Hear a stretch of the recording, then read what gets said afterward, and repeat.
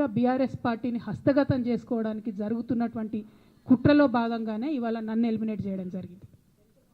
నేను ఇవాళ ఓపెన్గా అడుగుతా ఉన్నాను, హరీష్ రావు గారికి నేను సూటి ప్రశ్న వేస్తున్నా, ఈ రాష్ట్ర ముఖ్యమంత్రి రేవంత్ రెడ్డి గారికి కూడా నేను సూటి ప్రశ్న వేస్తున్నా. నా మీద కుట్రలు ఎప్పటి నుండి ప్రారంభమైనాయి? ఎప్పుడైతే హరీష్ రావు గారు రేవంత్ రెడ్డి గారు ఒకే ఫ్లైట్లో హైదరాబాద్ నుండి ఢిల్లీకో, ఢిల్లీ నుండి హైదరాబాద్లో ఒకే ఫ్లైట్లో వాళ్ళిద్దరు ప్రయాణం చేసి వచ్చినప్పుడు హరీష్ రావు గారు రేవంత్ రెడ్డి గారు కాలు పట్టుకొని సరెండర్ అయినాక ఈ కుట్రలు స్టార్ట్ అయినాయి, నా మీద ఈ స్టోరీలు స్టార్ట్ అయినాయి, మా కుటుంబాన్ని విడగొట్టాలనేటటువంటి కుట్ర స్టార్ట్ అయింది. నేను ఛాలెంజ్ చేస్తూ ఉన్నా, రేవంత్ రెడ్డి గారు మీరు చెప్పండి, ఆ ప్రయాణం జరిగిందా జరగలేదా?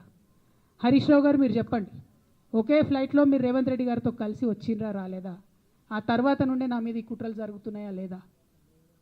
సరెండర్ అయింది మీరు. ప్రతి ఒక్క విషయంలో దాదాపు ఒక 7-8 ఇష్యూస్ ఉన్నాయి, ఇన్సిడెంట్స్ ఉన్నాయండి. అఫీషియల్ పిఆర్ఓ ట్వీట్ చేస్తాడు, Congress party official PRO tweet చేస్తాడు, ముఖ్యమంత్రి గారు పిఆర్ఓ, ఈ పాల వ్యాపారంలో అవినీతి జరిగిందని. తెల్లారి 2-3 పేపర్లలో వస్తుంది, 3వ రోజుకి మాయమైపోతుంది. అదే కేటీఆర్ గారినేమో 3 సార్లు విచారణ